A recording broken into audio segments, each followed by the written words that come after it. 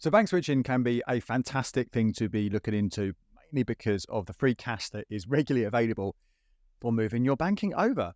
Easily anything between 125 quid and 200 quid, sometimes more than that, available for a single switch. And you can switch and switch and switch and switch and really rack up the money. The problem is, the reason why some of you have concerns about switching is in the name. You've got to move from one bank to another.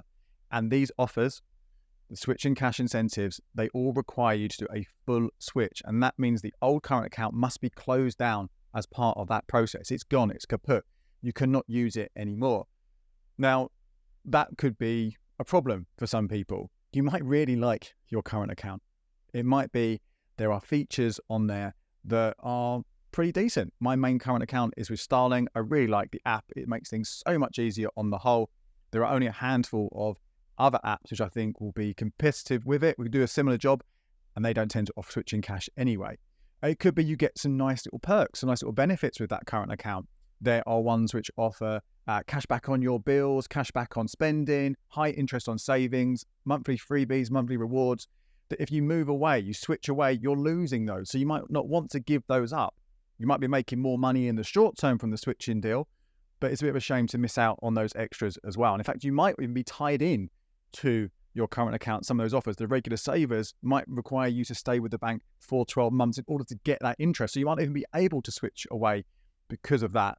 And in fact, there are some banks, some current accounts, which aren't part of the current account switching service, that you can't use them to switch into these deals. Currently, that's really only Crew, Revolut, and Moneys. But again, if you're using them as your main account, well, you can't switch away from them.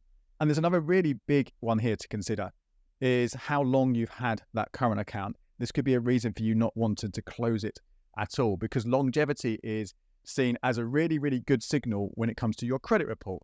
That loyalty, the length of time you've been with a certain provider will strengthen your file, will boost your score.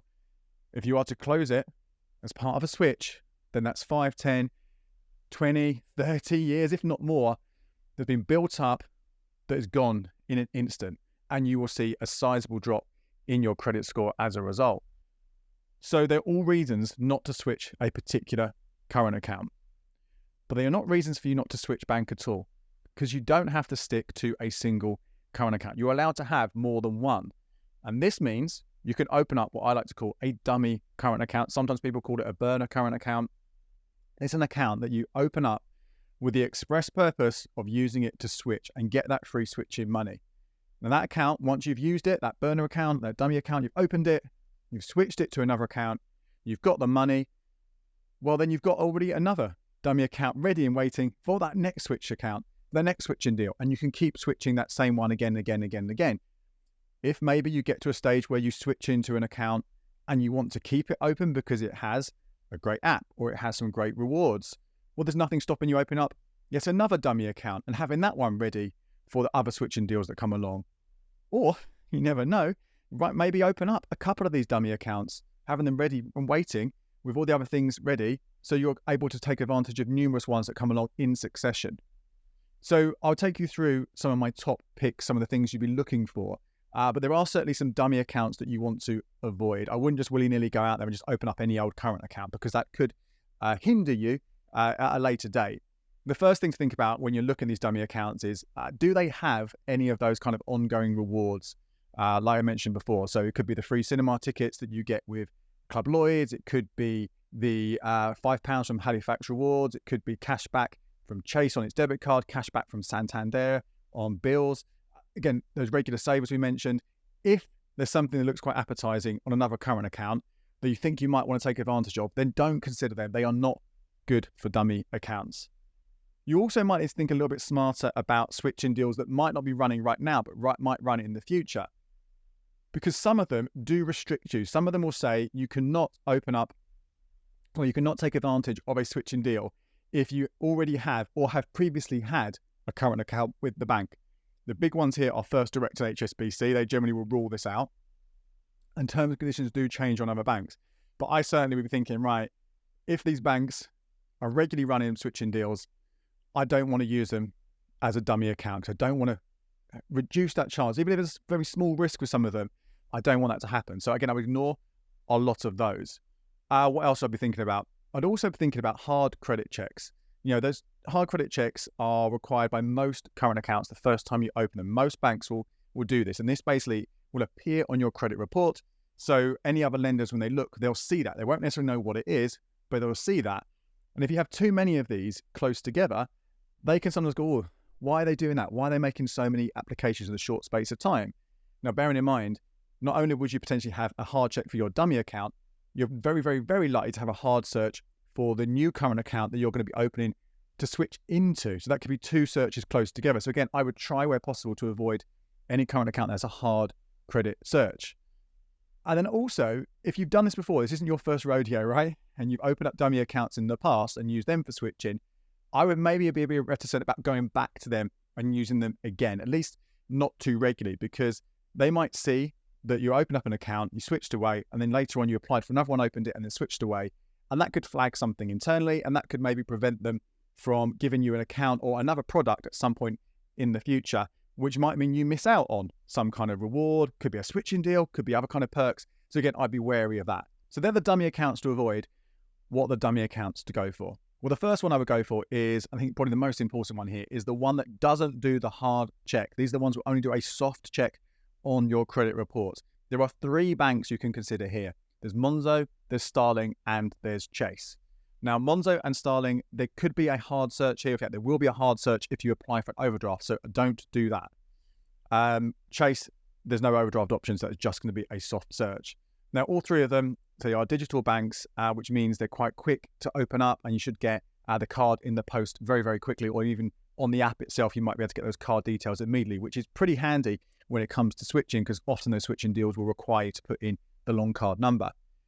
I probably would steer away from Monzo and Starling. They've been my top picks in the past as dummy accounts, but the problem with those is once you switch away from those banks, it can be quite a wait for you to go back to them. Starling, for example, has a 12-month wait before they'll let you reapply and open up a new account, and they might not even let you do it at all. Monzo, again, is a shorter period, but again, if you do want to use them at any point, again, I do think they're two of the best banking apps out there that could restrict you, and we don't know what kind of incentives they might offer in the future. So I would steer clear of them, but they're definitely worth considering. Chase, on the other hand, they joined the current account switching service in 2023. Previously, they weren't part of it. So when they joined, I checked in up on this, and I thought this is going to be a groundbreaking for dummy accounts. This is really exciting. Because with Chase, when you open up the main current account, again, with a soft search, once you've got it, and you get that debit card in the post, but you've got it straight away in the app, but once you've got it, you can open up extra current accounts within the Chase app instantaneously. Again, with no searches on your credit report. Extra current accounts, up to 20 of them, with sort codes and account numbers. Now, primarily, this is a good sort of budgeting feature, but it has this kind of extra little perk, this unforeseen extra, where you can use those ones to switch away. Very, very, very, very important. You do open up these additional current accounts, not additional savings accounts, additional current accounts within the app to use for switching, because if you only have one current account and you switch away from that with Chase, you will never get back. At least that's the current ruling. You can never get back. So really, really, really vital that you do this. But basically, you can have up to 20 of these.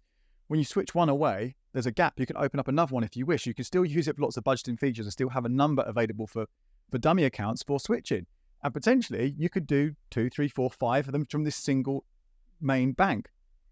I would maybe not do too many. As I said before, that they might flag this internally, particularly if you're using it just for dummy accounts, you're not using it for anything else. But it's absolutely something to thinking about here. This is a great way to do this. It's worth noting you only get a single debit card for all of the different current accounts, but that won't matter. You put that number in when you switch. It's really more an identification thing. It's not going to stop the card working.